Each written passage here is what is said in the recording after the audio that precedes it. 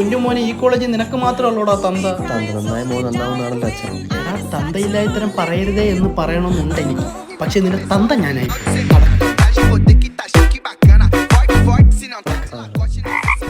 എന്താ സാർ കണ്ണൊന്ന് പറഞ്ഞു? ഒന്നുമില്ല, ഞാൻ ഇങ്ങനെ കറങ്ങുന്ന കാണിക്കാൻ വിളിച്ചു തന്നെ. സാറിന് നാണം വരുന്നില്ല സാറേ എന്നെ എല്ലാ മാസവും വിളിച്ച് മറ്റേ കുറ്റം പറയാനായിട്ട്? എടോ, ഇത് ഞാൻ തന്നോട് ചോദിക്കേണ്ട ചോദ്യമില്ലേ? എന്റെ പൊന്നു സാറേ, ഞാൻ ആകെ ഒരു തെറ്റേ ചെയ്തിട്ടുള്ളൂ. എന്ത്? ഇവനെ മാനുഫാക്ചർ ചെയ്തത്. ഞാൻ അറിഞ്ഞില്ല അതിന്റെ ഡിഫക്റ്റ് ഉണ്ടെന്ന്. എടോ, സെക്യൂരിറ്റി ചേട്ടൻ 2 ദിവസത്തെ ലീവ് വെച്ചു. എന്താ വേണം? അങ്ങേരത്ത് നാട്ടിൽ പോക്കോളം പറ. എന്നിട്ട് ആ യൂണിഫോം എടുത്തിട്ട് നീ വന്നിരി. കാലത്തെ നല്ല ആമ്പിള്ളേരെ കാണുമ്പോഴത്തേ ഏത് പെണ്ണും പേടിച്ചോടും. ഞാൻ അങ്ങനെ കണ്ടമാരെ കണ്ട് ഓടി പോന്നോളൊന്നും അല്ല. അങ്ങനെയാണെങ്കിൽ ഞാൻ കുറച്ച് ദിവസം ഇവിടെ നിന്നിട്ടേ പോന്നുള്ളൂ. എന്നിട്ട് ഇരുന്നല്ല അവിടെ.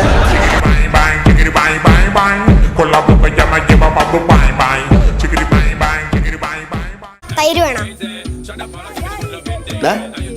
ചോദിച്ചോട്ടേടാ സഹോദരി, തൈര് വേണം? എടാ നിന്നെ കണ്ടല്ലേടാ ഈ ചെറുക്കൻ പഠിക്കണേ അല്ലേ? നിന്റെ ഇടയിൽ പഠിക്കണം നിന്നെ കണ്ടല്ലേടാ. എന്താടാ നോക്കണേ? നിനക്ക് ബിയർ വേണോ? അല്ലടാ പറയടാ. ചെറുതിറങ്ങിയിട്ടുണ്ട്. ചെറുതിറങ്ങിയിട്ടുണ്ട്.